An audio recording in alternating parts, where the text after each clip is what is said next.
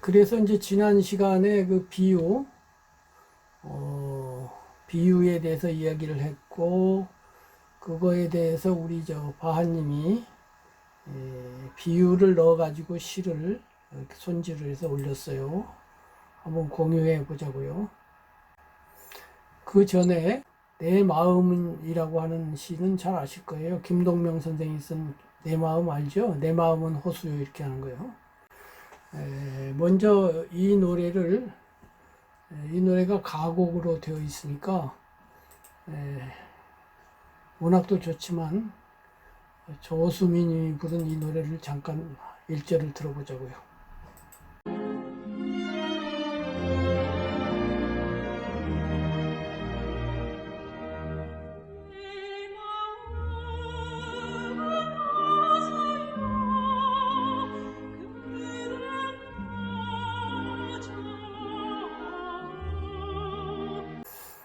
자, 그래서 이제 그 가곡으로 들어봤는데 이 시는 뭐 워낙에 유명하니까 두 분도 잘 아시리라고 생각을 해요. 한번 읽어보겠습니다. 내 마음은 김동명. 내 마음은 호수요 그대 노저오. 나는 그대의 흰 그림자를 안고 옷같이 그대의 배전에 부서지리라. 내 마음은 촛불이요 그대 저 문을 닫아줘. 나는 그대의 비단 옷자락에 떨며 고요히 최후의 한 방울도 남김없이 타오리다. 내 마음은 나그네요 그대 피리를 불어줘. 나는 달 아래 귀를 기울이며 호젓이 나의 밤을 새이오리다. 내 마음은 낙엽이요 잠깐 그대의 뜰에 머무르게 하오. 이제 바람이 일면 나는 또 나그네같이 외로이 그대를 떠나오리다. 지난번에는 이제 비천득 선생님의 그 수필이라는 수필에서 수필을 14가지 여러 가지 비유로 이렇게 하는 산문 문장 보았는데, 이거는 이제 시죠. 시인데 여기 보면은 이게 각각 이렇게 연이 나뉘어져 있어요. 다 사행식 해가지고 4가지 비유로 이렇게 내 마음을 비유했는데, 처음에는 호수, 그 다음에는 촛불, 그 다음에는 나그네, 그 다음에는 낙엽이죠. 그 우리나라 유명시 중에서 아마 이 비유법, 은유법은 아주 대표작인 것 같아요. 그래서 시를 처음으로 공부하시는 분들은 제가 권하기는요, 요 시에다가 이렇게 자기의 그 비유를 대입해 보면 어떨까 싶어요. 제목은 내 마음은 이대로 해도 되고, 내 사랑은 해도 되고, 뭐 다른 거라도 상관이 없을 것 같아요. 뭐 어머니라고 해도 되고, 무슨 삶이라고 해도 되고, 뭐 인생은이라고 해도 되고, 인생은 그래서 인생은 무엇이요? 이렇게 하면 되거든요. 인생은 뭐 제일 대표적인 비유가 길이잖아요. 길. 인생은 길이요. 이러면 되거든요. 나는 그 길을 건나니 어쩌고 저쩌고. 때로 지칠 때 나는 어디서 쉴까? 뭐 이렇게 하면서 또 참 이렇게 넋줄이든 석줄이든 이렇게 짝을 맞추고. 또 인생은 바람이요. 뭐 인생은 뭐 구름이요. 뭐 뭐든지 상관없겠죠. 그렇게 해서 한 4가지를 이것처럼 이렇게 해보면 좋을 것 같아요. 또 그런 경우 여기에는 아마 이 순서에 그다지 의미 있는 배열은 아닌 것 같아요. 그냥 호수, 촛불, 나그네, 낙엽. 그 연속성이 그렇게 분명하지는 않아요. 그런데 요 나그네하고 낙엽은 약간의 연속성이 있어요. 내 마음은 나그네요. 그래서 요 뒤에도 보면 이제 바람이 일면 나는 또 나그네 같이 하고 나그네가 한 번 더 나오거든요. 그 이어가는 것 같기도 해요. 나그네인데 낙엽이 되어서 이무들에 떨어졌는데, 그 놈이 이제 바람이 불면 그 낙엽인 애가 나그네 같이 해가지고 이 나그네 같이 이렇게 떠난다 해가지고 밤을 샌 다음에 떠난다 하니까 요 순서적으로는 좀 연결성이 있긴 있어요.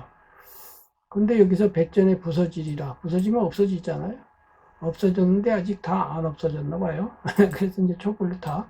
남김없이 다 탔잖아요. 그럼 또 없어졌어. 그런데 안 없어졌어. 그래가지고 또 나그네야. 나그네는 밤을 새니까 여기는 없어지지는 않았으니까 여기서는 이제 떠나면 완전히 없어지는 거죠. 그러니까 이게 논리적으로 보면은 이게 논리적으로 딱 아기가 맞지는 않아요. 그런데 굳이 그렇게 또 맞아야 할 필요가 있는 것은 아니에요. 제가 많은 시들과 문학들을 보면요. 요 논리적 귀결이 딱딱 맞아떨어지는 경우가 의외로 드뭅니다. 이 논리라고 하는 건 철학과 관련이 있고요.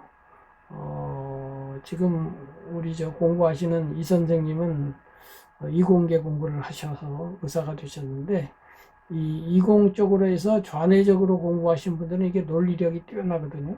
철학한 분들도 뛰어나요. 근데 시하고 예술을 하는 분들은 상대적으로 논리성이 좀 적을 수가 있어요. 그래서 세계 최고 수준의 노벨 문학상을 받는 수준의 시인들의 시조차도요, 보면은 논리적 구조가 이게 좀 확실하지 않은데, 이런 게 굉장히 많아요. 다음 주에는 제가 가을을 노래한 시들만 가지고 좀 같이 공부를 해보면 좋겠다 해가지고 영상을 만들고 있는데, 가을 시 중에 가장 유명하다고 할 수 있는 시가 라이너 마리아 릴케의 가을에, 가을날인가? 가을인가? 그 시가 있죠. 그 시도 보면은 앞에 멋들어지게 나가는데 논리적 귀결로 보면 뒤가 왜 이렇게 끝나지? 이런 게 있어요. 최고의 시인 아닙니까? 이렇게 하면. 그분의 시 중에 대표 시인데도 그래요. 지난번에 비 선생님 작품도 마지막에 멋들어지게 나가다가 느닷없이 초조와 번민으로 끝나는 것처럼 그 논리가 확실하면 그렇게 안 되거든요. 글을 쓸 때는 그렇게 썼더라도 점검하는 동안에 이것이 바뀌거든요. 수정이 되거든요. 그래서 이 경우도 보면은 이게 순서적으로 조금 이렇게 돼 있으면은 논리적으로도 좀 좋을 것 같아요. 예를 들면 내 마음이 임을 향해서 쓰는 건데, 임을 향해서 예를 들면 내 마음은 백조요 해가지고 두 번째 백조가 이제 호수로 가가지고 호수요 해갖고 호수에서 또 뭐 내 마음은 뭐 나룻배요 해갖고 나룻배를 타고 그 다음에 내 마음은 뭐 나룻배를 내서 나그네요 걸어가지고 그 다음에 나그네요 하고 떠난다든가 이렇게 순서적으로 연속성을 가지고 있으면 이제 한편으로는 시의 그 예술적인 느낌도 같지만은 다른 한편으로는 논리적인 의미도 가질 수 있는 면이 있어요. 그 점에서 가장 훌륭한 시인은 단테인 것 같아요. 언제 단테에 대해서 한번 공부를 할 시간이 있을 텐데요. 단테는 워낙이 대단한 시인이기 때문에 뭐 1시간 아니라 100시간을 해도 끝도 없는 시인인데, 그 유명한 이제 신곡이라는 시가 있지 않습니까? 그 신곡이라는 시 전체가 하나의 시잖아요. 지금 제가 가지고 있는 책으로 400몇 페이지인가 500몇 페이지인가 되는 어마어마한 양이에요. 제가 알기로는 이탈리아에서 단테는 우리나라의 세종대왕에 해당되는 그러한 어마어마한 존경과 중요성을 갖고 있다고 합니다. 그냥 문학가 이상이에요. 단테라는 시인에 의해서 이탈리아어가 정착이 된 점도 있고요. 단테가 이탈리아 독립과 건국과도 관련이 되는 정치적 의미까지도 있는 사람이고요. 그래서 우리나라 고등학교 때 이제 국어 시간에 이제 국문학을 배우고 현대문학과 이제 고전문학, 옛날 문학을 같이 배우잖아요. 근데 이탈리아 고등학생들은 1학년 때 단테의 신곡의 지옥편을 배우고요. 2학년 때 연옥편을 배우고 3학년 때 천국편을 배워가지고 3년 동안에 단테의 신곡 전체를 다 배운답니다. 그렇게 대단해요. 제가 말하고 싶은 건 뭐냐면 이 단테의 신곡 전체가 논리적 귀결이 너무나 확실해요. 그 어마어마한 시들이 다 논리 귀결을 갖고 있어요. 처음부터 끝까지 논리적이에요. 그 전체가 거대한 건축물처럼 되어 있어요. 서양에 가보면은 성당 같은 거 보면 그 건축이 그야말로 뭐 압도적으로 균형과 조화와 아름다움이잖아요. 심지어는 2500년, 600년 전에 지은 그 아테네 건축조차도 얼마나 조화와 균형이 잘 되어 있습니까? 그러고서 르네상스 시대에 지어진 그 베드로 대성당 같은 거 있잖아요. 그 구조 자체가 그야말로 뭐 건축이 얼마나 대단한 예술인가를 보여주죠. 그런데 이 신곡 자체가 거대한 건축물로 돼 있어요. 심지어는 그 구조가 우주적이에요. 세계 문학사에서 그렇게 거대한 구상을 가진 작품은 신곡 말고 없습니다. 지옥 제일 밑바닥에서 시작해갖고 천국 제일 꼭대기까지를 무대로 삼고 있거든요. 우주 전체가 무대인 작품이 어디에 있습니까? 문학에만 없는 게 아니에요. 건축에도 없고 음악에도 없고 아무 데도 없어요. 그러니까 당시의 그 중세 시대의 세계관 전체를 배경으로 쓴 작품이에요. 그러니까 구조 자체 그렇고 그거를 3등분한 것에서부터 시작해서 각 지옥편, 연옥편, 천국편이 각각 9층으로 되어 있거든요. 지옥 9층, 연옥 9층, 천국 9층. 9로 나누어 놓고 그 9마다 또 다 의미가 있어요. 그리고 각 편 안으로 들어가면 각 구절마다 또 논리적 귀결이 다 있어요. 이게 어마어마한 구조를 가지고 있어요. 이 사람은 그냥 천재라는 정도가 아닙니다. 이게 그냥 우리가 뭐 천재다, 조금 똑똑하고 그렇게 말을 하는데 단테 신곡을 연구해 보면 천재가 얼마나 대단한지를 알 수가 있어요. 특히 문학적 천재가 이야 이렇게까지 대단할 수가 있느냐 하고 아주 그냥 앞발, 뒷발, 옆에 발, 무슨 발까지 10개 있는 발을 다 들어도 모자라겠다. 이렇게 아주 항복을 할 수밖에 없는 그런 대단한 논리 구조를 가지고 있어서 그 단테 신곡은 제가 소년 시절에 구해가지고 참 감동을 받은 작품인데 그런 논리 철학을 제가 알았을 리가 없죠. 그래서 그 논리적 구조가 얼마나 비유와 상징이 풍부한지 이제 시가 1편이 예를 들면 한 200행, 300행 돼가지고 한 5페이지 가면은 주석이 2, 3페이지 붙게 돼요. 그래서 거기에 나오는 이 비유는 무엇을 의미한다. 이 비유에서 표범은 알록달록하고 알록달록한 것은 사치와 탐욕을 의미한다. 그것은 성경 몇 장 몇 구절에 이러한 구절이 있기 때문에 이렇게 된다. 이게 다 나와요. 제일 첫 구절에 한위 나그네 길 반 고비에 올바른 길 잃고 헤매이던 나 컴컴한 숲속에 서 있었노라. 이렇게 해갖고 이 시가 3행씩 연속이 되거든요. 연속이 되면서 A, B, C, 3행이 A, B, C로 가잖아요. 그러면 C에서 첫 음절을 받아서 두 번째 행이 A가 시작돼요. C로 시작을 해요. 그래서 이어받으면서 계속 운을 맞추면서 나갑니다. 그래서 이게 한국어로 번역하면 그게 사라지죠. 노래가 됩니다. 음절수가 다 맞아서 이게 노래가 되게 돼 있어요. 그래서 시예요. 시인데. 그러면 한리 나그네 길 반고비에 나그네 길 아까 제가 인생을 나그네요. 뭐 인생은 길이요 했잖아요. 나그네 길 인생을 나그네 길로 비유했죠. 나그네 길 반고비에 이렇게 했단 말이에요. 반고비라는 건 인생 절반 살았다는 건데 반고비가 그냥 나온 말이 아니라 성경에 보면 인생은 70이니 구약 성경 어디 이렇게 주석이 붙어 있어요. 성경에 인생을 70으로 보고 있다 이 말이야. 그러니까 여기서 반고비라고 말을 했다고 해서 그냥 반고비인가 보다 지나가면 안 되고 그 성경을 아는 사람 입장에서는 35세로구나 이렇게 알아야 된다 이 말이지. 이렇게 고전을 인용하는 이 방법은 중국의 옛날 시에서도 많이 사용하고 있는 것인데요. 어쨌든 그런 식으로 수없는 그 구조적, 논리적 귀결로 완결성을 가지고 있어요. 예, 그래서 이제 단테 신국을 제가 좋아하는 해도 우리나라 그 외국 문학의 연구가 일본에 비하면 많이 떨어집니다. 떨어져도 한참 떨어집니다. 예, 우리나라 지금 괴테 전집이 다 번역된 것이 얼마 되지 않았어요. 일본은 벌써 수십 년 전에 다 번역이 되어 있습니다. 일본에는 외국 고전 전부 다 번역되어 있어요. 칸트도 다 번역되어 있고 헤겔도 다 번역되어 있어요. 우리나라 아직 칸트, 헤겔 전문이 다 번역되어 있지 않습니다. 아직도. 그래서 일본 연구자들은 일본어로 가지고 외국 원전을 다, 원하면 다 볼 수 있어요. 그게 정말 대단하죠. 그 무슨 유명한 그 일본 문고 있잖아요. 이와나미 문고. 이와나미 문고로 다 번역이 돼 있어요. 그것이 거의 100년 가까이 됐어요.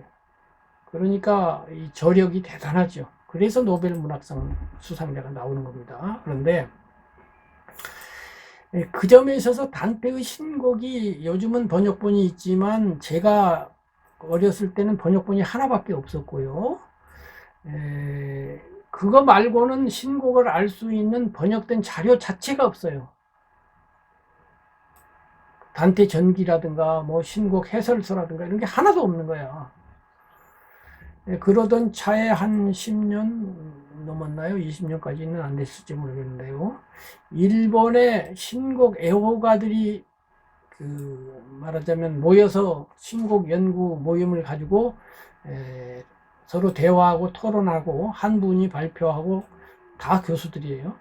교수들이 서로 질의응답하고 이런 거를 책으로 묶은 단테 신곡 연구라는 책이 나왔어요. 얼마나 반갑던지요. 그래서 봤더니 이제 거기에 보다 자세한 시형이 어떻게 되고 기타 등등 많은 게 있더라고요. 그래서 이제 신곡에 대해서 좀 더 많이 알게 되었는데요. 거기에 보면은 그 발표자가 뭐라고 하냐면은 시인이기만 한 사람이 있고 시인 철학자가 있다고 해요.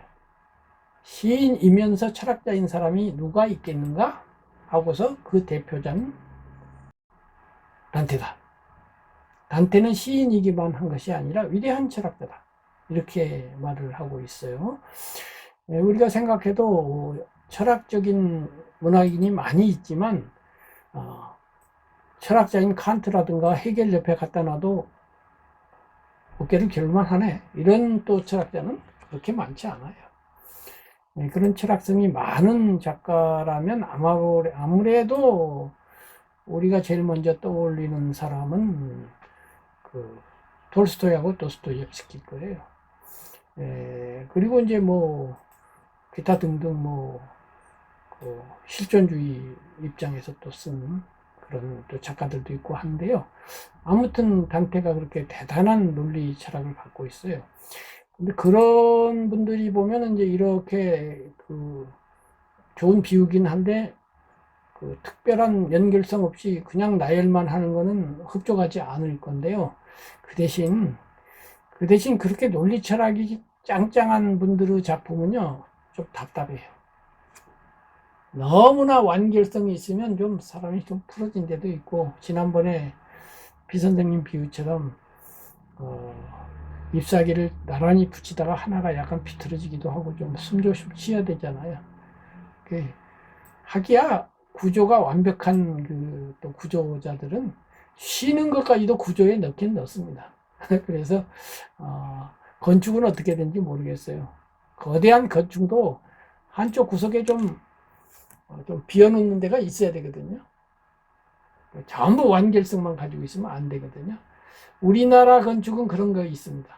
우리나라 건축들 보면요. 건축을 하고 한쪽 구석에 일부러 허점을 드러내도록 그렇게 많이 해요. 그래서 우리나라 지붕 그 처마선 같은 데 보면 처마선 위에 이런 그 원숭이라든가 이런 걸 만들어서 이렇게 올려놓는 거 있잖아요. 그 뭐라고 들었는데, 그 전문가 의견을 들어보니까 그렇더라고요. 그걸 쭉 나열하다가 하나쯤 반푼이 같은 돈을 하나 얹어 놓더라고요. 일부러 마지막 거는 좀 쭈구리 같이 생긴 놈을 하나 얹어 놓고 이렇게 장난을 한 번씩 쳐요. 그래서 너무 완결하지 않으려고 하는 그런 특징이 특히 동북아시아에는 그게 많이 있어요. 그게 아마 노자 사상하고도 관련이 되고 특히 그것이 한국의 건축 내지는 한국의 문화에 많이 있습니다. 그래서 너무 완결적일 필요는 없는데 그러나 한 번쯤 이 문제는 생각해 볼 만하다 해서 제가 말씀을 드렸어요. 그래서 다음 시간에 요 시를 가지고요. 한번 좀 비슷하게 한번 써보시기를 권해요. 그러니까 모작을 해보자 이거예요. 모방작이라고 해서 부끄러워할 거 없거든요. 공부하는 입장에서는. 그래서 내 사랑은 하든지 뭐 내 인생은 하든지 뭐 내 청춘은 하든지 내 직장은 하든지 내 마누라는 하든지 뭐 뭐든지 좋아요. 그래서 이것은 뭐시오 하든지 이건 호수요 했든 하지만은 거기는 호수다 뭐 하든지 호수 이러니 하든지 그거는 이제 자기 마음대로 하고요. 그 비유에 대해서는 이렇게 그 다음을 넣는 거죠. 왜 그렇게 된 건지 하고 그 다음에 그래서 지금 다음에 그 바하님 시를 볼 텐데요. 바하님도 이런 비유를 제가 말씀하니까 비유로 하긴 했는데 요 다음이 이렇게 돼 있지 않아요. 여기는 호수요 하고서 호수에서 노를 저으세요 하는 게 있잖아요. 비유에서 끝나지 않잖아요. 그렇게 저으면 나는 그 그림자를 안고 옷같이 부서질 거예요. 요게 있잖아요. 비유에서 그치지 않잖아요. 요거까지도 넓은 의미에서 비유예요. 호수요까지만 비유가 아니고 그 다음 행동까지도 비유잖아요. 그 다음에 촛불이요. 그래갖고 촛불은 문을 닫아줘. 그 불이 이제 안 닫으면 꺼지니까. 그런데 나는 문을 닫았으면 사실은 이게 옷자락에 떨며 이렇게 떨지를 않는데, 근데 떤다고 그랬어요. 어쨌든 문제는 다 한 방울도 없이 탈 것이다. 또 나그네요. 근데 나그네한테 피리를 불어주면 내가 그거를 들으면서 밤을 샐 거다. 나는 낙엽이에요. 낙엽인데 떠나기 전에 잠깐, 그러니까 아주 잘 이루어진 사랑은 아니에요. 떠날 수밖에 없는 무슨 사정이 있나 봐요. 그리고 아마 둘이 합치가 됐으면 낙엽이 아닌 뭔가가 돼서 과일이요 해가지고 당신 책상 앞 그 쟁반 위에 나를 얹어주세요라든지 뭐 이렇게 하실 것 같은데 낙엽이 돼가지고 잠깐만 머무르게 하고 그리고 바람 불면 난 갈게요 이렇게 돼 있어요. 그래서 이제 바하님 걸로 넘어가 보자고요. 바하님 한번 읽어주세요. 이제야 알았습니다. 바하. 이미시여, 저는 이제야 깊이 알았습니다. 이미 저를 얼마나 사랑하는지를. 님은 이른 아침 햇살입니다. 부드럽게 저를 감싸주는 손길입니다. 님은 비겐 하늘의 구름입니다. 아름다운 그림으로 저를 매혹시키는 화가입니다. 폭풍우 치던 어느 여름날, 비바람에 나뭇가지가 꺾이고 모래바람이 휘몰아치고 창문도 흔들흔들 휘 소리 낼 때 님은 포근한 품속에 저를 오래오래 안아주었습니다. 님의 사랑은 폭풍우도 물리치셨습니다. 님은 가을날 붉게 물든 단풍입니다. 단풍 아래에서 포근한 잠을 자며 저는 꿈을 꿉니다. 님의 포근한 깃털 속에 잠겨 아름다운 꿈을 꿉니다. 님의 사랑이 저에게 왕관을 씌워줍니다. 오 님이시여, 저는 이제야 깊이 알았습니다. 님이 저를 얼마나 사랑하는지를. 예, 좋습니다. 그래서 이게 숨이 일관성이 있어요. 앞에 이미시여 저는 이제야 깊이 알았습니다. 이미 저를 얼마나 사랑하는지를. 그리고 마지막에 역시 똑같죠. 오 이미시여 저는 이제야 깊이 알았습니다. 이미지를 얼마나 사랑하는지를. 다만 다른 점은 이 오가 하나 들어간 거죠. 그래서 처음과 끝에 이렇게 반복을 하면은 그 완결 느낌을 주죠. 그 다음에 이제 비유 문제는 여기 햇살, 손길, 구름, 화가, 그 다음에 단풍, 이런 것들이 이제 비유예요. 그런데 이제 아까 논리적 귀결로서 요 그 비유들이 이렇게 흘러가는 그 흐름 자체가 있는 것인지 그냥 이것저것 생각나는 대로 무질서하게 연결된 건지, 무질서한 듯 하면서도 전체적으로 조화를 이루는지, 이 문제는 한번 생각해 볼 만하고요. 그 다음에 이제 햇살인데 아까 이 김동명 시인처럼 나그네다 그러면 나그네가 뭘 한단 말이에요. 피리를 불어주세요. 그러면 내가 그 소리를 들어줄게요. 이런 게 없어요. 여기는 그냥 햇살이에요. 햇살이어서 이제 감싸줍니다. 이렇게 돼 있어요. 그래서 임은 이른 아침 햇살입니다. 부드럽게 저를 감싸주는 손길입니다. 이 두 개는 그래도 연속성이 있긴 있죠. 자, 구름입니다. 구름과 화가도 약간의 연속성이 있어요. 아름다운 그림으로. 즉, 이 문맥으로 보면은 이 구름이 이미 그린 그림인 거죠. 이미 화가가 돼서 그린 그림이 된 거죠. 그리고 이제 전에 제가 말씀드린 것처럼 그냥 하지 말고 좀 우여곡절이 있고 삶의 어려움이 있고 나서 이제 내가 품에 안기는 그런 것이고요. 그래서 이제 이 논리적 귀결로 보면요. 알았습니다. 이제 앞에는 그렇고, 앞뒤는 그렇고요. 이제 요 폭풍우가 있고, 그 다음도 있기는 있는데, 폭풍우를 하기 전에 이렇게 하는 것도 좋아요. 뭐 햇살이든 손길이든. 어쨌든 약간 준비 운동을 하는 거죠. 그리고서 이제 폭풍우가 쳤는데, 폭풍우가 쳐가지고 물리쳤어요. 물리치면 논리적 귀결로 그 다음에 어떻게 되죠? 편안함이 있겠죠. 불안이 사라지고 안정감을 얻는 그런 게 있겠죠. 이제 논리적 순서로 보면. 그래서 물리쳤어요. 물리쳐고서 단풍이 바로 나오는데 단풍은 약간 논리적 귀결로 그 중간에 뭐가 있을 법하거나 단풍 대신 아까 말한 지금 포근한 깃털, 아름다운 꿈 이런 것이 그 논리적으로 자연스럽지 않겠는가. 그러니까 폭풍우가 치고 갔어. 가고 나서 내가 갑자기 긴장이 이완되면서 편안함을 느꼈어. 그러면 단풍이라고 하는 눈으로 보는 이것보다는 이렇게 깃털 속에 이렇게 내가 쉬고 포근해지는 그런 포근한 잠, 깃털, 꿈 이런 게 단풍보다는 먼저 나오는 게 맞을 것 같아요. 그래서 자 물리치셨습니다. 그럼 예를 들면 그리하여 임은 예를 들면 뭐 포근한 깃털입니다 라든가 햇살입니다처럼 그 깃털 안에서 단풍 아래에서 잠을 자는 게 아니라 깃털에 안겨 포근하게 잠을 자며 저는 꿈을 꿉니다 이렇게 하면 자연스럽지 않겠어요? 그러니까 안아주었어. 폭풍우가 물리쳤어.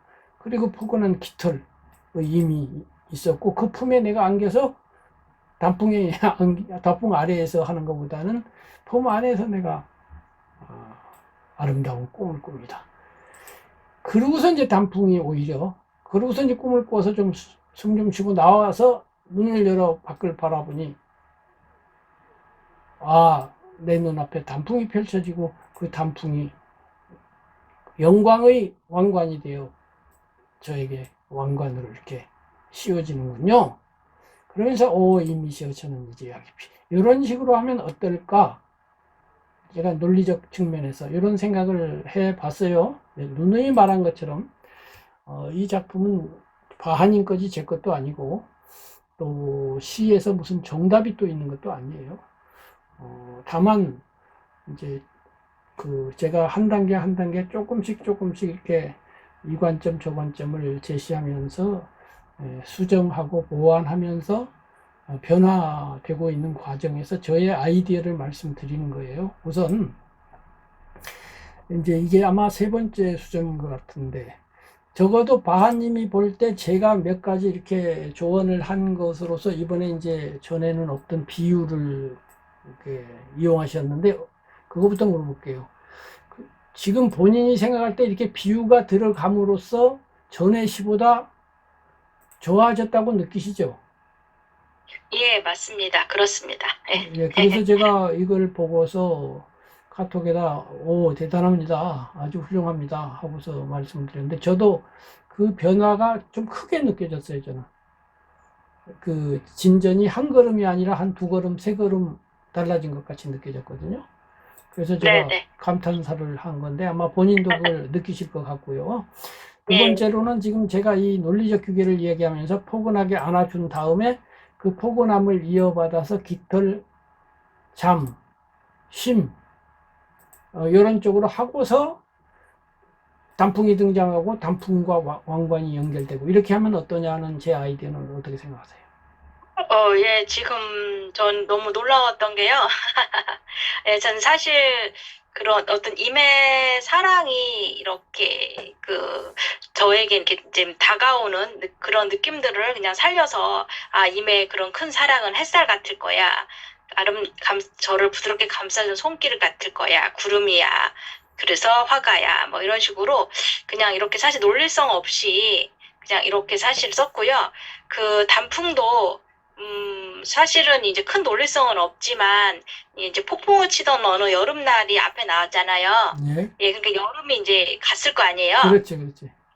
예, 그리고 나서 이제 제 딴에는, 그냥 생각한 게 이제 그 여름이, 논리는 좋아요. 좋은데, 예, 예, 이 여름이 폭풍우 가고 나서 좀 이 예, 휴식이랄까, 예, 이 포근함이 없어. 그죠? 예, 예, 맞아요. 포근함에서 나오고 나니 이제 예, 가을이 예, 되었고, 예, 전에는 막 폭풍에는 단풍이 있음들 뭐 보이겠습니까?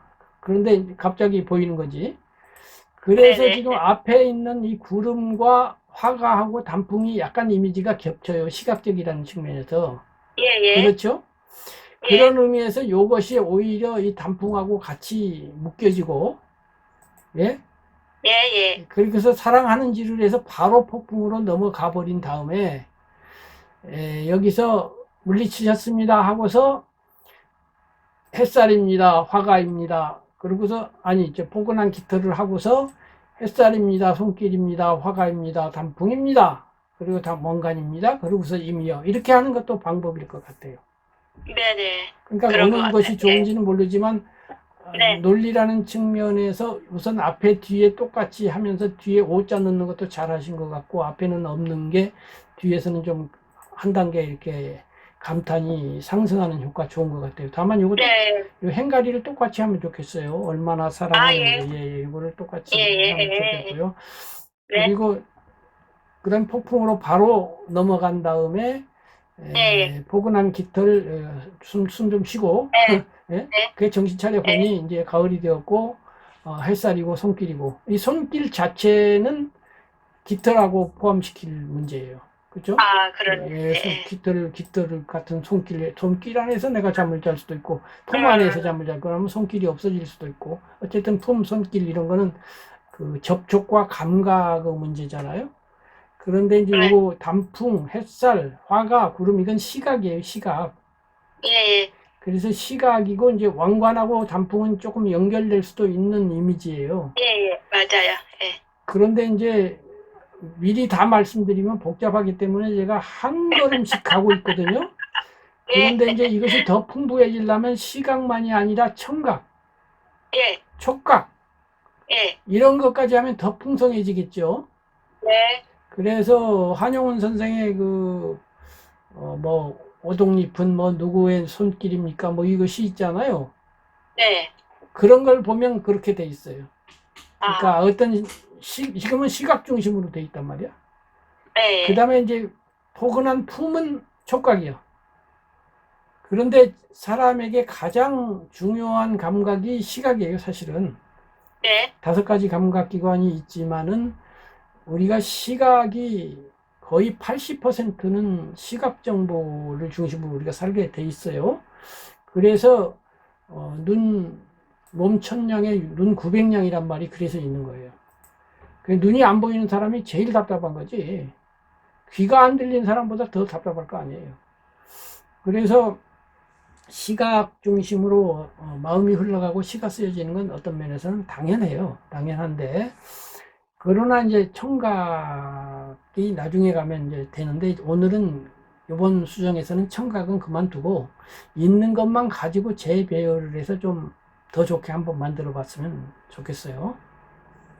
네, 해서 한번 보고 그 다음에 이제 그 바뀐 걸 가지고 다시 한번 생각을 해서 또 한 걸음 나가고 또 한 걸음 나가고 하다 보면 이제 몇 걸음을 더 나가야 될지는 모르겠지만 그때마다 좀 좋아지리라고 생각이 됩니다. 예, 예, 감사합니다. 예, 예. 예. 그 다음에 이제 이종주 선생님이 이제 이거 보내셨는데 창경궁이에요. 자, 한번 낭송해 주시겠어요? 창경궁 이종주. 푸른 하늘 밑에 납작 엎드려 오롯이 자리를 지켜온 정각들. 그윽함을 머금고 따스한 온기를 내뿜네. 아름드리 나무는 내 마음의 고향. 새들의 노래는 행복의 변주곡. 윤슬 반짝이는 호수는 아련함. 추억은 조용히 바람에 떠가네. 와, 느낌이 있어요. 좋아요. 근데 윤슬은 무슨 뜻인가요? 저 처음 듣는 단어거든요. 윤슬이 그런 반짝이는 그런 잔물결이라고 요새 한글 우리말이라고 해서 좀 들어본 것 그렇구나. 같습니다. 저는 처음 배웠어요. 아무튼 처음 이건 배웠고요. 그 다음에 이제 읽으실 때 잘 읽으셨는데 전각들 할 때요. 전각들 안 하고 정각들 이렇게 하셨거든요. 정이라고 발음했거든요. 전을. 그러니까 일상생활에서는 그렇게 해도 다 통해요.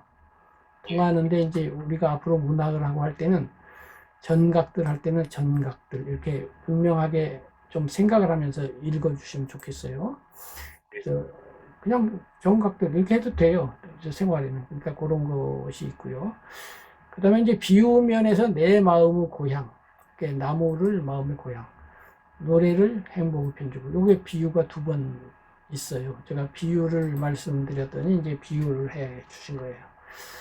다만 요 비유들은 좀 뭐라 그럴까 많이 어디서 들어본 것 같은 비유예요.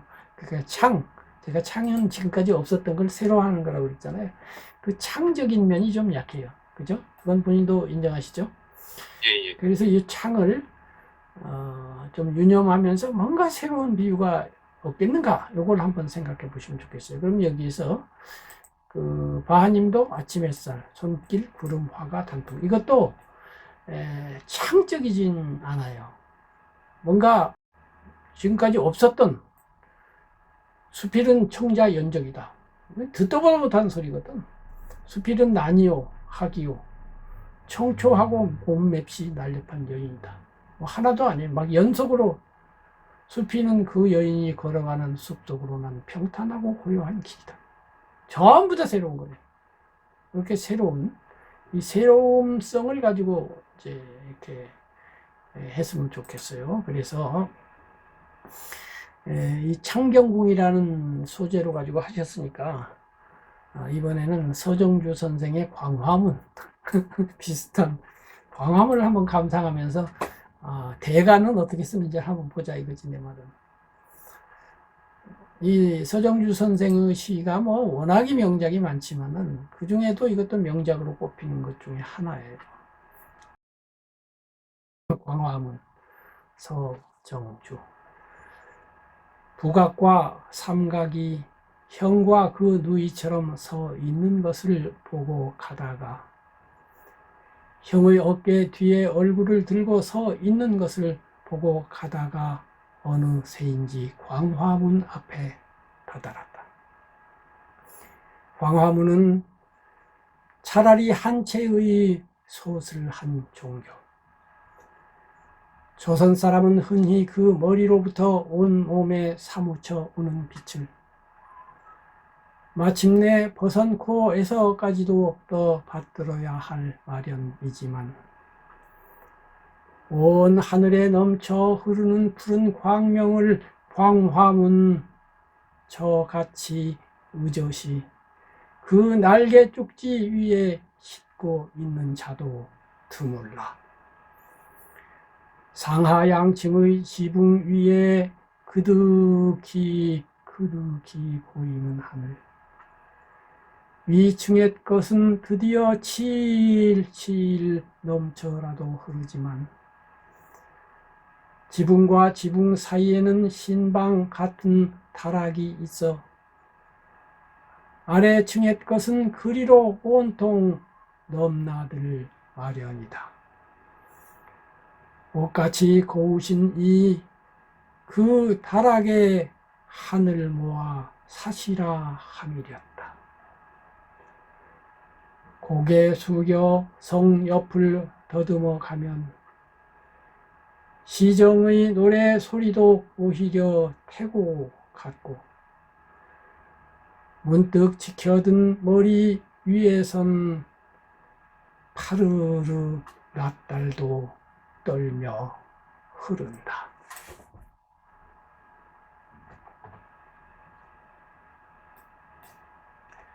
자, 이런 시예요. 그래서 이제 아까 창경궁도 우리 문화유산 조선시대에 지어진 좋은 건물이고 광화문도 그러한데 이 서정주라고 하는 한국어의 그야말로 대통달자 한국어에 이렇게 통달해서 시를 쓴 분은 저는 서정주 선생 이상 가는 분은 아직 못 본 것 같아요. 북악과 삼각이 북악산하고 삼각선이죠. 형과 누이처럼 서 있는 것을 보고 가다가 이게 이제 비유죠. 두 산을 형과 그 누이로 했는데 이때 형은 누이라고 했으니까 여자일 수도 있어요. 누이처럼 서 있는 것을 보고 가다가 이제 광화문 뒤에 산이 있죠. 형의 어깨 뒤에 얼굴을 들고 서 있는 것을 보고 가다가 그러니까 이제 시가요. 앞에 이제 두 분이 쓴 시는 쭉 나가는데 이거는 한번 쭉 이렇게 세 걸음을 걸어갔어요. 걸어가다가 두 걸음 뒤로 돌아와서 다시 걸어가는 거야. 앞에 걸 반복한다 이 말이지. 근데 아주 똑같진 않아. 북악과 삼각이 형과 가다가 또 보고 가다가 보고 가기를 두 번 하는 거예요. 형의 어깨 뒤에 얼굴을 서 있는 요게 어떻게 생겨먹었냐면 형의 어깨 뒤에 얼굴을 들고 서 있는 것처럼 생겼는데 두 가지를 말하고 싶은데 보고 가다가 이렇게 두 번 반복하는 것. 이런 데서 이제 시적 운율 내지는 재미가 생기는 거죠. 그냥 보고 가다가 어느 사이에 광화문에 다다랐다 이렇게 한다든가 북악과 삼각이 형과 그 누이처럼 형 어깨 뒤에 얼굴을 들고 서 있는 것처럼 이렇게 된 걸 보고 가다가 이렇게 해도 되는데 서 있는 걸 보고 가다가 한번 하고서 또 보고 가다가 서 있는 걸 보고 두 번 반복함으로써 생겨나는 율의 효과죠. 어느새 광화문 앞에 다다랐다. 이게 정말 명구죠. 광화문은 차라리 한 채의 솥을 한 종교. 와, 이야, 이거 뭐야. 요 한 구절만 해도 그냥 시가 될 것 같아. 광화문, 그리고 다 빼놓고 광화문은 차라리 한 채의 솥을 한 종교. 끝. 시야.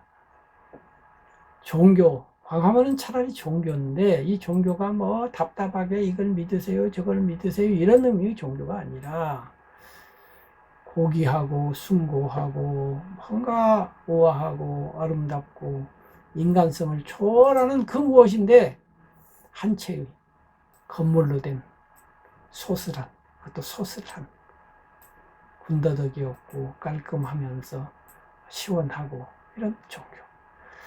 그 내용이 뭐냐 이거야. 조선 사람은 흔히 그 머리로부터 온몸에 사무쳐 오는 빛을 머리로부터니까 이제 종교라는 거하고도 됐겠어요. 이 머리가 생각하기 나름으로는 우리나라라는 나라가 백두산에서 단군 할아버지가 시작했다고 하니까 백두머리, 백두가 머리 두자잖아요. 백두로부터 조선 한반도를 온몸으로 사무쳐 내려온 빛이라고 읽을 수도 있어요. 마침내 버선 코에서까지도 떠받들어야 할 마련이지만 빛이 온몸을 사무쳐 가지고 발밑으로 내려가면 이제 거기에 발이 있고 발에다 버선을 싣는 건데 버선이 끄트머리가 코가 이렇게 살짝 들려 있단 말이죠. 이게 무엇이죠? 코를 안 들어놓고 쭉 해도 돼요. 또 요즘 그런 버선도 많아요. 편리하게 하려면 그렇죠. 굳이 코끝을 그렇게 들어 올릴 필요는 기능상으로는 하나도 없어요. 근데 뭐 때문에 무엇을 내려고 들어 올리는 거잖아요. 그게 예술이죠. 그게 비선생님 말대로 하면 연꽃잎을 나란히 붙여가다가 하나가 살짝 비틀어져 있었다, 꼬부라져 있었다라는 거하고 똑같은 거예요. 예술이 그런 데 써먹는 거예요. 기능만 있으면 그 필요 없죠. 버섯 쭉 뽑으면 되는데 코를 만들어 가지고 살짝 떠받들어 들어 올린다 이거죠. 빛이 내려오다가 살짝 그러기 마련인데 마련이지만도 이게 재밌는 거예요. 떠받들지만 이래도 돼요. 할 마련이 아니고 버섯 코에서까지도 떠받들고 있지만 이래도 되는데 할 마련이지만 그게 당연한 거라는 거예요. 그게 조선 스타일이라는 거예요. 그냥 단순히 그런 게 아니라 온 하늘에 넘쳐 흐르는 푸른 광명을 자, 온몸에 사무쳐오는 빛이라고 했어요. 근데 이제 빛이 버선코를 거쳐서 다시 하늘로 올라가고 온 하늘에 넘쳐 흐르는 푸른 광명을 광화문 저같이 우저시 그 날개 쭉지 위에 싣고 있는 자도 드물라. 광화문이 이제 추녀가 있고 추녀가 날개처럼 생겼는데 이 추녀가 역시 버선코처럼 살짝 들어 올려져 있잖아요. 근데 거기에 뭐가 있어요? 그 광명이 싣고 있다 이거예요. 광화문이 그 추녀에다가 조선 사람의 머리로부터 사무쳐서 발끝을 거쳐서 다시 들어 올려진 그 광명을 딱 싣고 있다 이거지. 이 비유. 소설한 종교라는 건 이런 거예요. 이 비유가 전체가 비유죠 사실은.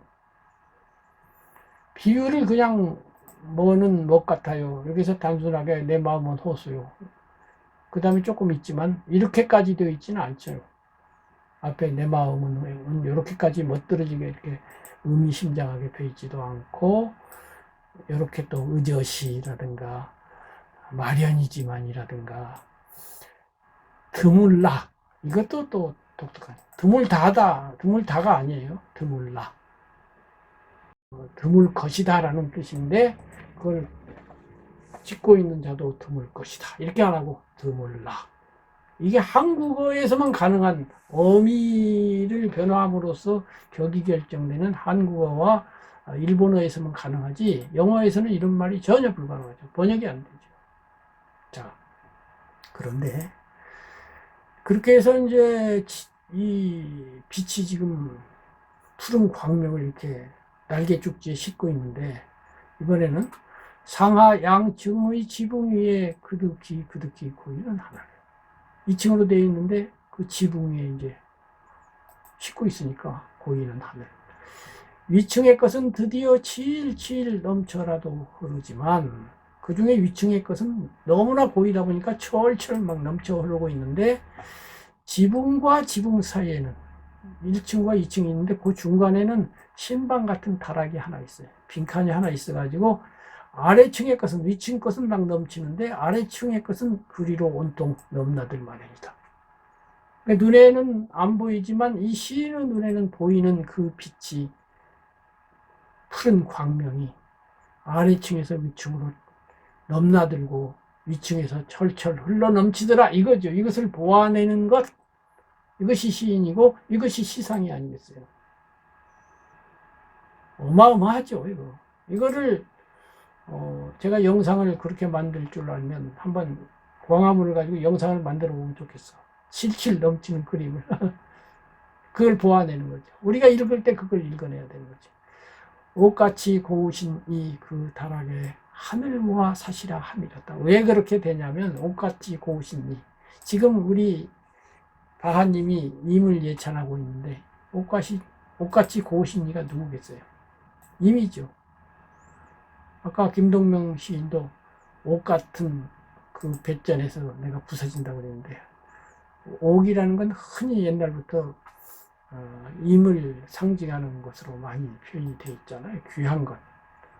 옷같이 고우신 이. 그래서 이거 이제 또 그거예요. 이제 타고르도 임이라는 단어를 쓰고, 또 우리 바하님도 임이라는 단어를 쓰고, 또 한용운 선생은 님이라는 단어를 쓰지만은 임이란 단어를 전혀 쓰지 않고 옷같이 고우신 이, 이렇게 임이란 단어를 안 썼는데 이게 임이잖아요. 이렇게 쓰는 것. 그러면 아까 바하님도 마찬가지예요. 임은 이렇게 할 수 있어요. 이게 나쁘다는 거 아니에요. 좋아요. 좋은데 더욱더 능숙해지면은 뒤에쯤에는 한 번이나 두 번쯤 옷같이 고우신 이. 꼭 그 표현은 아니지만 임이란 단어를 안 썼는데 그 임이네. 이렇게 해보는 것이 서정주 선생한테 우리가 배울 점이에요. 그 다락에 하늘 모아 사시라 함이었다. 신방 같은 다락이 중간에 있는데 옷 같은 고우신 이니까 거기에서 하늘을 모아갖고 사시라 이 말이에요. 무슨 음식 먹고 살지 말고 하늘 잡수고 살아라 이거지. 그리고 이제 마무리. 고개 숙여 성 옆을 더듬어 가면 시정. 이제 시정은 시와 정, 이제 시끄러운 이 세상이죠. 시정의 노래소리도 오히려 되고 같고. 시정은 원래 노래 부르는 곳이 아니라 장사하는 곳이죠. 그리고 거래하는 곳인데, 노래라고 하는 거는 거래가 아니죠. 예술이죠. 근데 시정이라고 하는 시정 잡배란 말 있잖아요. 그 잡배들의 세상인데 노래를 불러요. 그런데 그것이 태고 같아. 시정과 이 노래소리는 지금 건데, 이 광화문 때문에 옛날 것처럼 들리고, 문득 지켜든 머리 위에선 파르르 낫달도 떨며 흐른다 이렇게 됐는데, 이제 이게 그래요 또. 아까 논리로 돌아가면 이 마지막 구절이 과연 이게 전체적인 논리를 잘 마무리하고 있느냐? 대단히 죄송하지만 100점은 아니다. 저는 그렇게 생각해요. 90점인지 80점인지 모르지만 앞에서 이렇게 나가는 여기까지는 아무런 문제가 없는 너무너무 탁월한 시예요. 이걸 이어받아서 옷같이 사시라 함이렸다. 칠칠 넘쳐나도 흐르는 이 광화문 한 채의 소설한 종교에 있으면 여기서 한 채의 소설한 종교에 걸맞는 그 무언가의 마무리가 있을 법하다 이 말이죠. 그게 뭔지는 몰라요.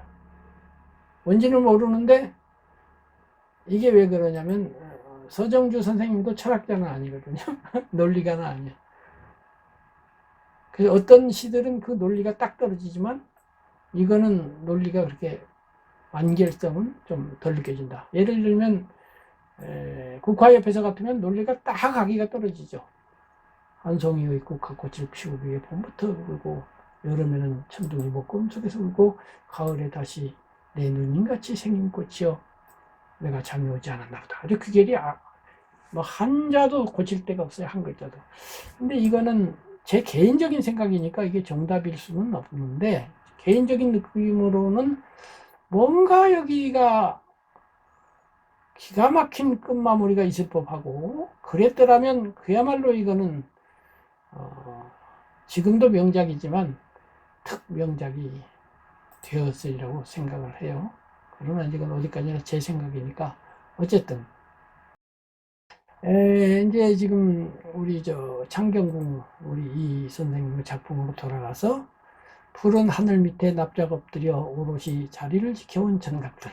이 전각인데 똑같은 전각인데 그 서정주 선생의 전각들이 가지고 있는 푸른 하늘이 칠칠 넘쳐라도 흐르는 그 눈에 안 보이고 시인에게만 보이는 그런 시상으로서의 전각. 그건 아니잖아요. 그죠? 그렇죠? 그리고 그 감을 머금고 따스한 온기를 내뿜는, 이 그 감을 머금고 따스한 온기를, 그 감을 머금고라든가 따스한 온기라는 단어를 안 쓰고 표현할 수 있으면 좋아요. 지금 서정주 선생 보면은 광화문은 차라리 한 채의 소설한 종교, 이런 식으로 뭐 이렇게까지 될 수는 없겠지만, 예를 들면 그 감이란 단어 없이 창경궁이 품고 있는 그 감을 여기서 칠 넘쳐라도 흐르지만, 뭐 예를 들면 그득히 고이는 하늘, 뭐 이런 거 같은 거, 이제 이런 거. 그 다음에 이제 여기다 사람을 집어넣어서 옷같이 고우신니 그 다락에 하늘 모아 사실 함이었다. 이거는 지금 보면 전각을 보고 나만 느끼고 있는데 거기에 인생이 들어가면 좋아요. 내 마음의 고향, 행복의 변주곡, 이렇게 했는데, 인생이라는 것이 꼭 고향, 행복, 이거는 이제 긍정 단어들인데요. 긍정 단어만 갖고 시를 써도 되죠. 그렇지만 아까 그 바하님처럼 비바람 치고 뭐 이런 것처럼 할 수도 있고요. 또는 그 어쨌든 간에 전각과 또 전각과 아람들이 나무가 이제 전각 옆에 있는데, 이 연속성이 지금 없이 바로 아름다리 나무예요.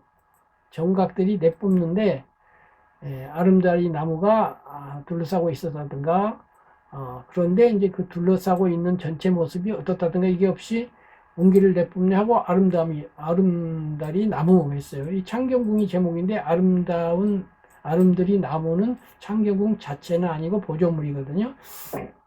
그런데 이제 창경궁을 노래하려면 나무가 보조적 역할을 해야 되거든요.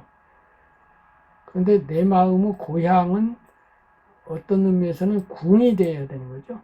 궁이 되고 궁을 아름다리 나무가 둘러싸고 있는데 그 전체 모습이 내 마음의 고향을 생각하게 한다. 또는 고향을 기억나게 한다. 고향 같은 느낌이 든다. 이렇게 이제 되면 좋을 것 같아요. 그래서 이 아련함, 그감, 추억이란 말도 있었으니까 이 추억을 가지고 아련함, 그감 같은 것이 추억의 내용이 있어서, 그냥 추억 하면은 개념으로 정리된 그 뭐지, 구체적인 사실은 없어요. 그 추억이 예를 들면 뭐 창경궁에 어릴 때 창경궁을 와서 보았다든가, 아니면 창경궁을 닮은 뭐 다른 집을 내가 시골에서 보았다든가 살았다든가, 혹은 뭐 창경궁과 역사와 연결해서 내가 뭐 기억이 있다든가, 그것이 오늘날 나의 삶과 이런 관계가 있다든가, 이런 그 여러 가지 그 구조적인 뭐랄까 유기성, 그런 유기성을 가지고 한번 관찰하면 좋을 것 같아요. 그래서 어쨌든 이 서정주 선생의 이 광화문이라는 시는 여러 번 반복해서 읽으시고 제가 미처 파악하지 못한, 감상하지 못한 것들까지 읽어내셔가지고 요거를 몸에다가 잘 이렇게 체화를 해가지고, 그 체화 기간을 좀 거친 다음에 요 창경궁을 다시 한번 약간 또 이렇게 손질을 해서 한번 알겠습니다. 올리시면 좋겠어요. 어쨌든 요 지금 제 설명을 듣고 느낌을 말씀해 주세요. 그 직접적인 뭐 이런 단어보다도 이게 그 어떤 이미지를 사용해서 그런 감정이나 그런 걸 표현하는 게 좋을 거라고 생각이 되는데, 막상 뭐 비유할 때, 은유할 때 그 대상을 생각하는 것도 그렇고 조금 이렇게 처음에 조금 막연했던 것 같았는데, 이렇게 이런 예시 좋은 시들을 또 같이 읽으니까 또 도움이 많이 되는 것 같습니다. 네, 광화문 진짜 기가 막히죠. 아무리 봐도 뭐 서정주 선생 친일했다 해가지고 이제 친독재했다 말이 많은데, 그건 그거고 이 시상을 그 만지는 솜씨, 표현하는 언어 구사의 능력, 정말 뭐 감탄은 안 할 수가 없습니다. 자, 그래서 이제 다시 다른 비유 하나를 제가 가져왔어요. 구약성경 시편 23장에 있는 다윗, 다윗이죠. 영어로 하면 데이빗이죠. 이 사람이. 왕이죠, 왕. 유명하죠. 이거 모르는 분이 없죠. 여호와는 나의 목자시니 내가 부족함이 없으리로다.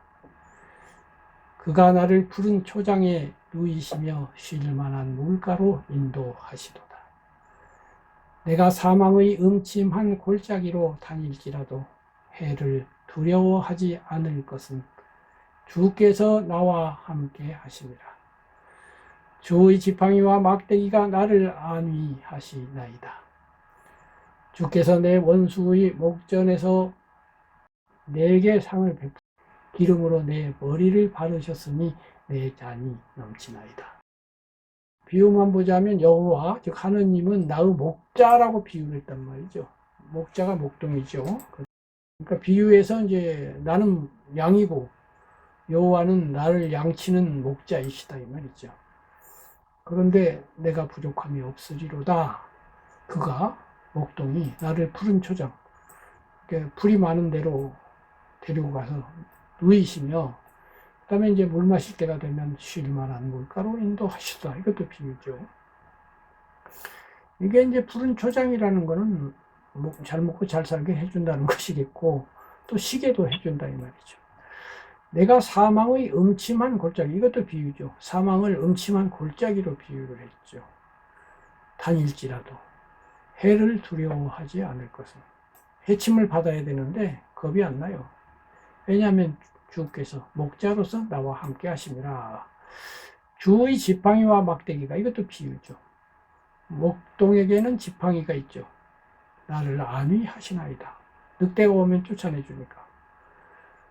주께서 내 원수 목전에서 나에게 상을 베푸시고 기름으로 내 머리를 바르신다는 것은 이제 그 이스라엘 전통에서 머리에다 기름을 바름으로써 왕이 되죠. 이 양반은 왕을 삼아줬다 이거예요. 내 잔이 넘치나이다. 요 표현이 참 좋아요. 내 잔. 잔은 뭐예요? 내가 바라는 빈 잔이죠. 그 빈 잔에다 여호와가 막 부어줘가지고 차고도 남는다 이 말이죠. 그래서 기탄절리에 보면 이 기탄절리에 이것이 바로 이 시편의 이 구절을 응용한 거라고 봐야 돼요. 임께서 이 몸을 무한케 하셨나이다. 이것이 임의 기쁨.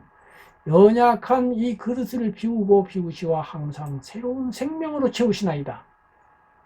잔이 넘치나이다 하고 똑같잖아요. 그릇, 잔. 채우시나이다, 넘치나이다. 똑같죠? 그러니까 시상이라고 하는 것이 100% 새로운 것만은 거의 없습니다. 새로움성이 70%면 새로운 거예요. 1에서 100까지 새로운 건 드물어요. 이것도 굳이 억지를 부린다면 탁오로 당신 지금 시편에서 빌려다가 지금 모방한 거잖아. 이렇게 말을 할 수도 있는 거예요. 그런데 누가 그렇게 합니까? 완전히 자기 걸로 만들어서 새로 했으니까요. 연약한 이 그릇, 요 지금 잔이 넘치는 거하고도 달라요. 연약한 생명으로 채워요, 이번에. 넘치는 건 아니고. 이 가냘픈 갈대피리, 이것도 비유죠. 옛날에 그 문학사상이라는 잡지, 이어령 선생님이 주관으로 했던 잡지가 있었죠. 그 잡지에서 노벨 문학상 수상자를 한 달에 한 명씩 소개하는 시리즈가 있었어요. 그때 타고르 편을 보면 제목이 이 한낱 가냘픈 갈대필이에요. 이 비유가 너무 좋아. 타고르가 자신을 가냘픈 갈대필이라고 비유를 해. 와. 피리는 노래를 이제 음악을 나오게 하는 건데, 이 시인이 시를 읊조리는 걸 피리가락에 비유하는 거죠. 근데 가냘퍼요. 항상 자기는 가냘프고 연약해. 임 앞에서 뭐 이렇게 잘난 척할 게 없습니다. 이 가냘픈 갈대피리를, 이 갈대피리는 실제 갈대피리일 수도 있지만 시인 자신을 의미할 수도 있죠. 연약한 이 그릇이 시인이잖아요. 임은 산을 넘고 골짜기를 건너 가져오시와 항상 새로운 멜로디를 불어 넣으신다이다. 항상 시상이 넘치고 있어요. 불사의 임의 손길이 닿자. 임은 신이니까 죽지 않겠죠. 그 불사에. 그 영적인 손길이 닿자 이 가냘픈 가슴은 기쁨의 좁은 울이 터져 이로 형용할 수 없는 말을 하나이다. 해서 가냘픈에다가 제가 가르치고 작은이라고 고쳤는데 감히 사고를 그걸 고친 거예요. 이 번역문이 원어가 어떻게 된지는 모르겠으나 앞에서 가냘픈 하고서 또 가냘픈 하면은 시적 긴장이 떨어져요. 이럴 때는 작은이나 무슨 다른 단어로 바꿔주는 게 좋아요. 이 작은 가슴은. 그래도 안 될 건 없잖아요. 근데 뒤에 또 작은이 나와. 그래서 이번에는 할 수 없이 또 부끄러움으로 바꿨어요. 제 맘대로 한 거예요. 이게 맞다는 건 아니에요. 유념을 해야 돼요. 일부러 가냘픈 세 번은 할 수는 있어요. 그때는 가냘픈이라는 단어의 의미 심장해 갖고 반복할 수 있어요. 아까 서정주 선생이 그렇게 했잖아요. 서 있는 것을 보고 가다가 서 있는 것을 보고 가다가 이렇게 할 수 있는 거예요. 그래서 가냘픈의 의미를 두려면 그렇게 할 수가 있는데 여기는 의미가 있는 것 같지를 않아요. 그렇기 때문에 불사의 임의 손길이 닿자 이 작은 가슴은 기쁨의 좁은 울이 터져 그 작은하고 좁은하고 연결이 되니까 오히려 맞을 수도 있어요. 이 가슴이 그러니까 울타리 지어져 있는데 너무 작아. 근데 울타리가 터져버려. 울타리가 터지면 어떻게 돼요? 터지면 제한적이지만 경계가 없어지면 무한이 되겠죠. 그래서 형용할 수 없는 말을 해. 옛날에는 형용할 수 있는 말이라고 하는 제한적인 언어에 사로잡히고 언어에 제한되는 언어를 했는데 언어 이상의 언어를 말을 할 수가 있게 돼요.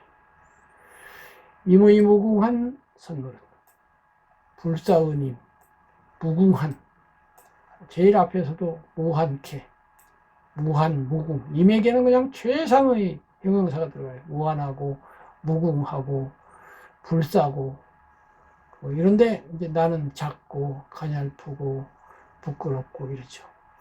무궁한 선물을 주시는 거죠. 부끄러운 이 손을 타고 오나이다. 세월은 흐르고 임께서는 끝없이 퍼부어요.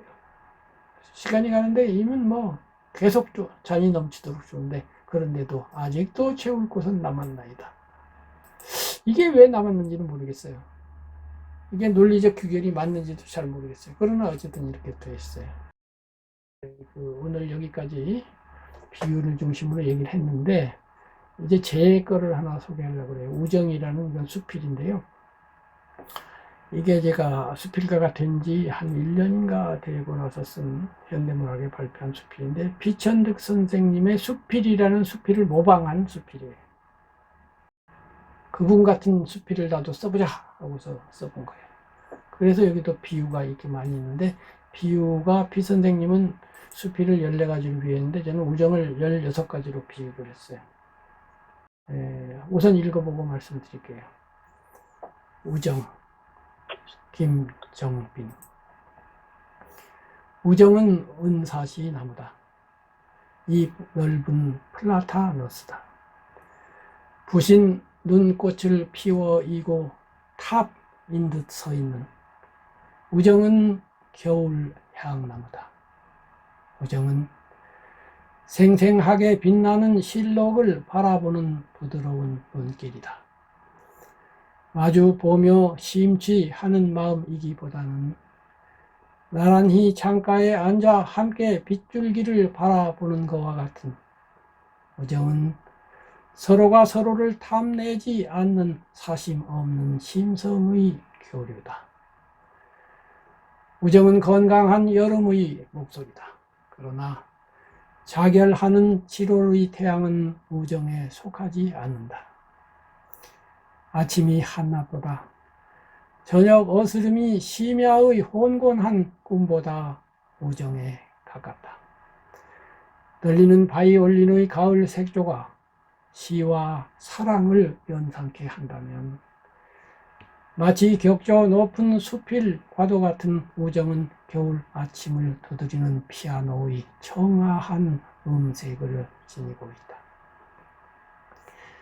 우정은 진하게 무르녹는 향기가 아니니 차라리 그 향훈을 지탱해주는 꽃 대궁이며 동으로 서으로 자주 바뀌어 부는 바람이 아니요 언제나 변함없이 흐르는 시냇물이다.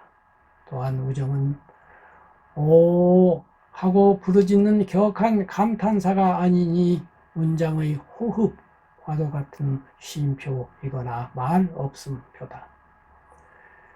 넓게는 사랑의 일부로서 우정도 때로 꽃을 피울 경우가 있다. 그렇더라도 그 꽃은 열정적인 붉은 빛이나 아스라이 침잠하는 자줏빛이 아니요 겨울 고운 하늘빛이거나 유유한 강물빛이다. 흐드러진 영산홍보다는 서리찬 가을 국화가 불타는 셀비어보다는 이슬 머금은 야생 백합이 우정의 나라의 조촐한 식구들이다. 벌거벗은 마음으로서만 우정은 길고 오래일 수 있다. 그러나 그것이 아무에게나 가능한 것은 아니다. 오직 순결한 이만이 변함없는 우정을 가진다. 그러면서도 위대한 이에게는 오히려 친구가 있기 어렵다. 제비꽃은 제비꽃의 친구요, 진달래는 진달래의 친구일 뿐이다. 안진뱅이 개꽃나무가 꼿꼿한 전나무와 더불어 겨울을 함께 이겨낼 수는 없는 일이다. 언제 어디서나 벗은 아름답다. 고독과 시리의 때에 벗은 그 슬픔을 반감시켜주고 득의와 환희의 곳에서 벗은 그 기쁨을 배가시켜준다. 말을 꾸미거나 부추기며 들뜨게 해서가 아니다. 좋은 벗은 친구를 침착하게 한다. 그저 묵묵히 지켜보기만 하는데도 그가 나와 기쁨과 슬픔을 함께하고 있음을 느낀다면 그 우정은 오히려 확고하다. 지기를 위해 죽는다는 말은 참으로 씩씩하다. 지음의 벗이 죽자 검은 고를 버렸다는 이야기는 오래오래 나를 감동시킬 것이다. 어린 왕자는 곡성에 두고 온 장미꽃을 생각하며 오래오래 쓰러져 울었다. 이 아름다운 길들임의 관계는 자칫 삭막해질 수 있는 우리의 삶 위에 뿌려지는 빛발 같은 것이다. 자욱한 흙먼지에 제 본래의 빛을 잃고 있던 산과들은 한 줄기의 소나기 뒤에 다시금 청신함을 회복하게 된다. 우정을 확인하고 우리는 부정의 늪으로부터 눈부시게 비상하여 한 마리의 새처럼 긍정의 창공을 힘차게 솟구쳐 오른다. 화사하게 변하는 향그러운 사랑은 얼마나 아름다울까. 그러나 일상의 리듬을 맑히며 흐르는 우정 또한 아름다운 삶의 결이다. 사랑은 때로 퇴락하여 우리를 슬프게 하기도 한다. 그러나 언제 어디서나 우정은 장하다. 겨울이 되면 내 고향엔 유독 눈이 많이 내렸었다. 연 한 폭 뜨지 못하던 폭설 깊은 산마을, 그 꿈꾸는 듯한 은백의 나라에 북풍은 칼날처럼 몰아치곤 했다. 그때 앞산 위에 청청하게 서서 겨울을 견디던 몇 그루의 전나무들, 도시림 속의 계절이 맵고 시림을 느낄 때마다 나는 몇 그루의 늘 부른 우정을 그리워하곤 한다. 여기까지인데요. 감상을 좀 말씀해 주세요. 예, 우정이라는 그런 추상적인 것에 대해서 이렇게, 아름다운 비유도 들어주시고, 또 이렇게 깊은 타색을 통해서 그 우정의 본질에 대해서 이렇게 조금 얘기해 주시면서 마지막에 그런 춥고 따뜻한 그런 계절이 아니라 그 맵고 시림을 이렇게 하시면서 그 전나무를 통해서 이렇게 우정을 고향 생각을 떠올리게 하는 그런 장면들이 참 감동적이었습니다. 방아님도 한 말씀 해주세요. 예, 예. 굉장히 간결하면서도 그 우정을 아주 다양하게 비유를 하셔서요. 잘 표현을 하신 것 같고요. 저는 사실 처음 이렇게 이 수필을 접하는데, 굉장히 잘 쓰여진 수필 같은데 많이 알려지지 않았다는 것이 아니면 저만 모르고 있었던 걸까요? 예, 그런 아쉬움도 있고요. 이게 그 우정을 이렇게 다양하게 표현할 수 있구나, 예, 하는 것에 굉장히 좀 감탄을 했습니다. 그래서 이제 제가 그 피 선생님을 좋아하면서도 그 피 선생님과 유사하면서도 이제 전에도 말씀드렸죠. 그 좋아하는 수필을 외워라. 그러면 처음에는 흉내를 내게 된다. 그러나 나는 그분이 아니기 때문에 나중에는 자기 목소리가 나온다. 그래서 피 선생님을 닮기도 하지만 저는 저 나름대로 특징이 있기 때문에 달라지는 거죠. 피 선생님은 논리철학적인 수필이 거의 없어요. 그쪽에 기울이지를 않아요. 감성적이고 감상적인. 근데 저는 논리철학적인 면하고 이 감성적인 면이 5대5인 사람이기 때문에 뒤에서 뭐 벌거벗은 마음으로서만 이렇다는 둥, 뭐 득이와 환희 곳에서라는 둥, 지기를 위해서 죽는다는 둥, 이런 말이 이렇게 뒤에가 이게 철학적인 또는 논리적인 말이 나오는 거예요. 그런데 또 닮은 것은 이제 피 선생님의 비유도 그렇고 처음에 나무에다가 비유를 한단 말이에요. 그래서 사랑하고 우정을 비교하면 사랑은 꽃 같은데 우정은 나무 같은 거다. 이렇게 기본 비유가 그러한데 마지막에 나무로 다시 돌아와서 또 내 개인적인 경험으로 돌아와서 폭설 깊은 산날, 꿈꾸는 듯한 은백의 나라의 폭풍, 이것도 비유죠. 삶이 폭풍이니까. 그때 그 북풍에서 견디면서 몇 그루 전나무가 앞산에서 청청하게 서 있었는데 이 거칠은 세상살이의 도시림, 도시의숙 속에서 맵고 시림을 느낀다. 겨울이다 이거지. 근데 내 옆에 누가 그렇게 전나무처럼 서 있어줄 그런 우정이 뭐 없을까? 이렇게 그리워한다. 이렇게 돼 있어요. 그 다음에 이제 비 선생님한테 또 그렇고, 꼭 비 선생님만은 아니에요. 특히 저는 한문 문장에 좀 익숙한 편이라서 한문 문장을 배우면서 다음 주에 이제 가을시 중에 두보가 쓴 가을시도 볼 건데요. 수필은 정자의 연적이다. 우정은 은사시나무다. 똑같죠? 두 단어 가지고 한 문장이죠. 입 넓은 플라타너스다. 수필은 난이요, 학이요, 청초하고 몸맵시 난립한 년이다. 복문이었죠. 여기는 복문 아니에요.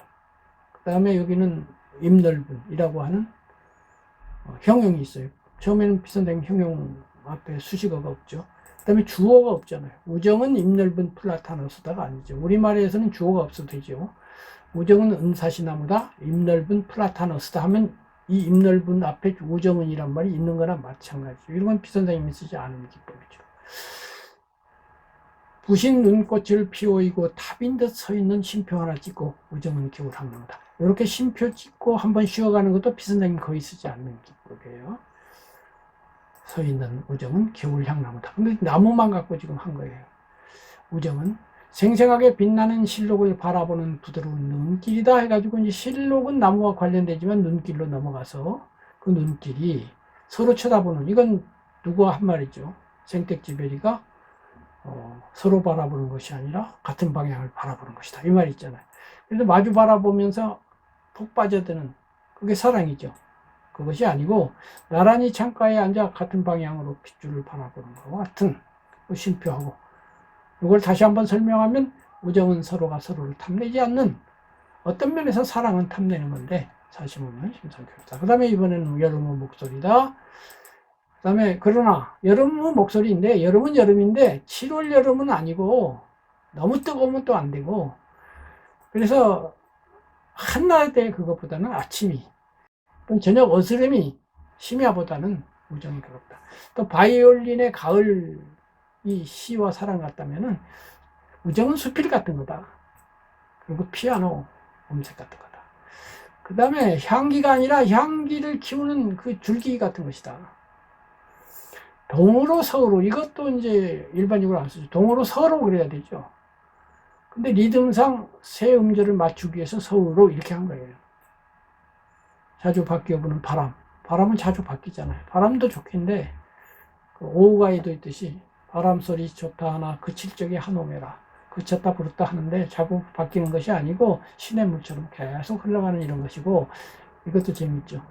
우정은 오하고 부르짖는 감탄사가 아니고 문장으로 비교하면 쉼표 아니면 말없음표 이런 거다.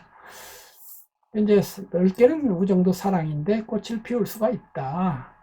근데 그 꽃이 아주 열정적인 붉은빛이나 아스라이 침장한 아리까리한 것이 아니고 결국은 하늘빛이거나 유유한 강물빛이고, 그래서 흐드러진 영산호보다는 이왕 꽃일 바에는 가을 국화 정도가 좋고 셀비어보다는 백합이 좋다, 이렇게 됐고요. 그리고서 이제 설명적인, 그러나 여기도 비유가 있어요. 이게 설명이면서도 비유가 사이사이에 있어요. 예를 들면 위대한 사람은 오히려 친구가 없다. 제비꽃은 제비꽃의 친구요 진달래지. 이것은 비유잖아요. 끼리끼리 놀기 때문에 위대한 사람은 위대한 사람하고 놀아야 되는데 위대한 사람이 많이 없으니까. 그래서 안진뱅이 개꽃나무 이 조그만 놈이 꼿꼿한 전나무하고 친구가 될 수는 없다. 언제 어디서나 벗어나라 부럽다. 고독과 시리, 이건 누구나 아는 거죠. 슬픔을 반감시켜주고 기쁨을 배가시켜준다. 이건 아는 말인데, 이왕 그 말을 쓰더라도 나만의 말을 부과해서 고독과 시리의 때에 벗은 그 슬픔을 반감시켜주고 득이와 환희의 곳에서 벗은 그 기쁨을 배가시켜준다. 이렇게 하니까 조금 내 말이 되잖아요. 원래 누구나 아는 말이지만 말을 꾸미거나 해서 좋은 것은 침착하게 한다. 그래서 묵묵히 지켜만 보는데도 확고하다. 이게 지기와 지음은 이제 고사죠. 지기는 나를 위해서 죽는다. 선비는 자기를 알아주는 사람을 위해 죽는다. 이건 이제 긴 이야기가 있는데 그 이야기를 한번 넘길 거고요. 지음도 마찬가지죠. 검은고 연주를 하면 그것을 알아듣는 친구가 있었다. 근데 그 친구가 죽자, 아이고 이제 검은고 연주할 재미가 없다. 그래서 검은고 줄을 끊어버렸다 하는 배가절연이라는 유명한 이야기가 있는데, 이제 잘 모르는 글 쓰는 분들은 이런 얘기를 일일이 다 해요. 그때 종자기가 있었고 배가가 있었고 이렇게 저렇게 얘기를 다 해놓고 그것은 이렇게 하는데, 그렇게 하면은 이렇게 글이 늘어져요. 이건 아는 걸로 치고. 그래서 비선생님 수필에 보면 수필은 친구에게서 받은 편지 같은 거라고 그랬거든요. 글을 쓸 때는요, 암암리에 자기도 모르게 독자를 가정하게 돼 있어요. 그래서 값싼 글은 뭐냐면 독자를 낮게 가정하면 글이 값싸져요. 중학생을 가정하면 중학생이 지기 못 알아들을 것 같아. 지음 못 알아들을 것 같아. 그래서 지기, 지음, 고사를 다 얘기해놓고 설명을 하는 거예요. 근데 지기, 지음 정도는 아는 내 친구야. 친구라는 건 뭐예요? 나하고 동렬이죠. 친구가 이걸 모를 리가 없으니까 친구에게 쓰는 편지 같다는 거는 내 수준에다 쓴다는 거예요. 독자에게 영 앞에서 내려가지를 않고 높은 내 자리에서 군자면 군자 수준에서 써버려야 되는 거예요. 그렇게 해야 글이 간결해지는 겁니다. 이 뒤에도 마찬가지예요. 어린 왕자, 길들임, 이거 다 설명할 필요가 없어요. 다 안다고 치고 이렇게 쓰는 거죠. 빛발 같은 것을 받아서 자욱한 흙먼지에 제 몰래 빛을 들고 있던 상바들은 한 줄기의 손을 그리며 다시 청신해지는데, 우정을 확인하고 우리는 부정의 늪으로부터 눈부시게 비상하여 한 마리 새처럼 긍정을 참고 싶죠. 화사하게 피어나는 향거로운 사랑은 얼마나 아름다운가. 그러나 그렇게 특별하지 않더라도 일상의 리듬을 밝히며 흐르는 우정 또한 아름다운 삶의 결이다. 사랑은 때로 퇴락하여 우리를 슬프게 하기도 한다. 그러나 언제 어디서나 우정은 장하다. 이렇게 하고서 이제 마지막, 겨울이 되면 내 고향엔 유독 눈이 많이 내렸었다. 연 한 폭 뜨지 못하던 옥설 깊은 선날, 그 꿈꾸는 듯한 은백의 나라의 폭풍 칼날처럼 몰아치고 있다. 그때 앞산 위에 청청하게 서서 겨울을 견디던 몇 그루 위치한 나무들, 도시림 속의 계절이 맵고 시림을 느낄 때마다 나는 몇 그루의 늘 푸른 우정을 그리워하곤 한다. 이렇게 됐는데 두 분이 이제 오늘 저하고 강의를 들으시고 또 저하고 근 10번에 가까운 시간을 이렇게 1시간 이상씩 보냈고 같이 문학을 이야기하고 문학을 내고 토론하고 공유를 하잖아요. 이게 뭐예요? 우죠. 글 친구다 이 말이죠. 이 작품 마지막을 읽으면서 저는 두 분이 또 이제 오늘 안 오셨지만은 교수님까지 포함해서 또 다른 분들도 있었겠죠. 저의 문학의 늘 푸른 나무가 되어주고 계시고 그 나무가 오래도록 맵고 시린 이 세상을 우리가 헤쳐나감에 있어서 서로 문학이라고 하는 이 아름답고 사랑할 수밖에 없는 이러한 세계에서 좋은 우정을 혹시 은사시나무 아세요? 잘 모릅니다.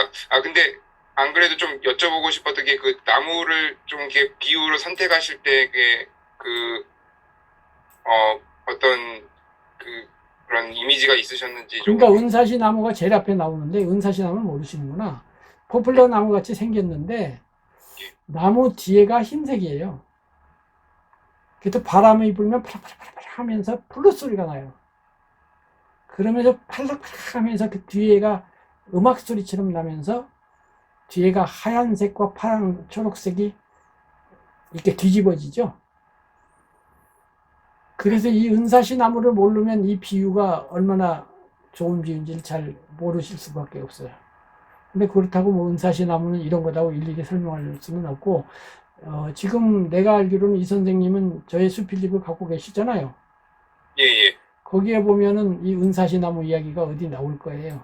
제가 예. 그 전원주택에다가 이제 그 집필실을 마련해 놓고 한 20분 거리 차 타고 가다 보면 중간에 이런 나무가 있는데 나무들이 이렇게 음악을 연주한다 뭐 이런 거 나오고 그래요.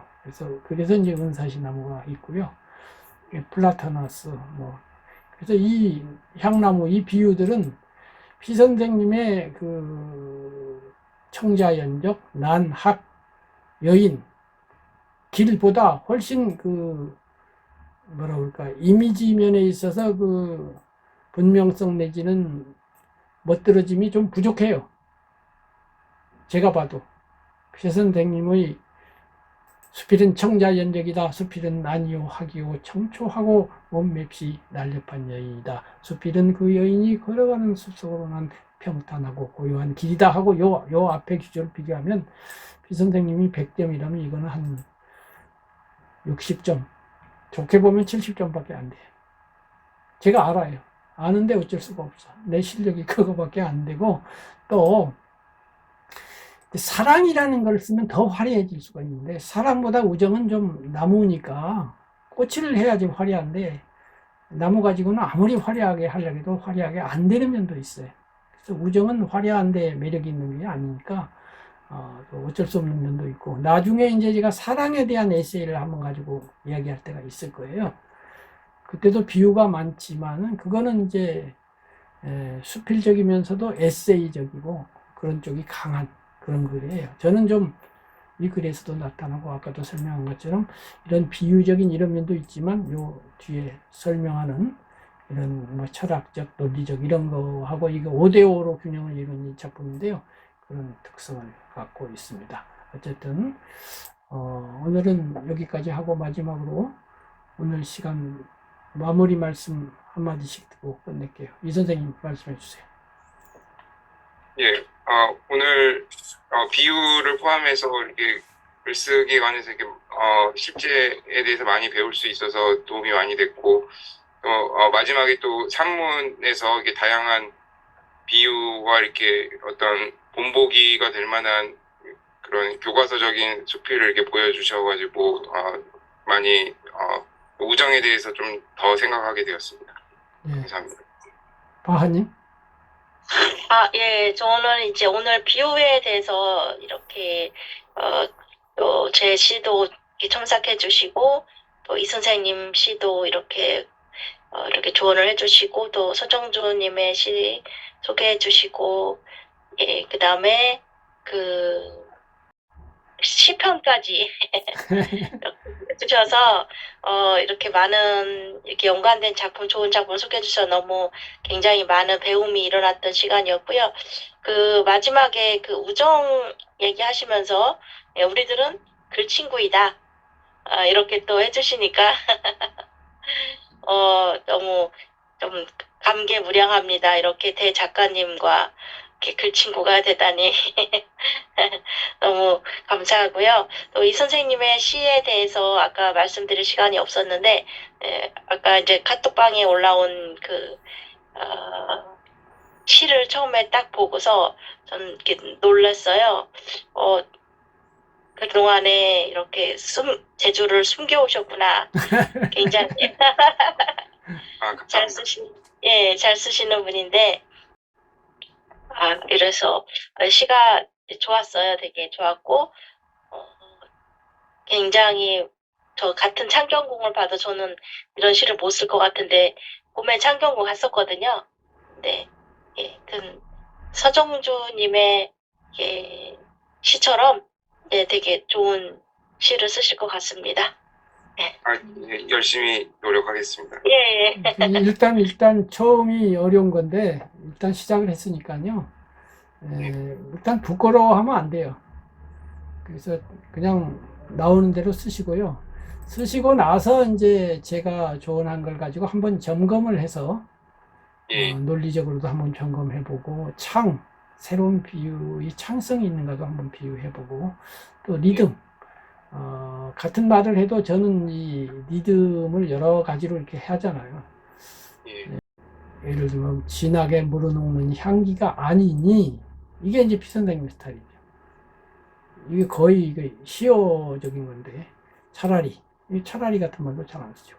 그때궁이며 동으로서 자주 바뀌는 바람이 아니요 언제나 변함없이 흐르는 시냇물이다. 이렇게 해서 길게 했다가 짧게 했다가 이렇게 리드미컬하게 예를 들면 뭐 그렇더라도 그 꽃은 열정적인 붉은 빛이나 아스라이 침잠하는 자줏빛이 아니요 결국은 하늘빛이거나 유효한 강물빛이다.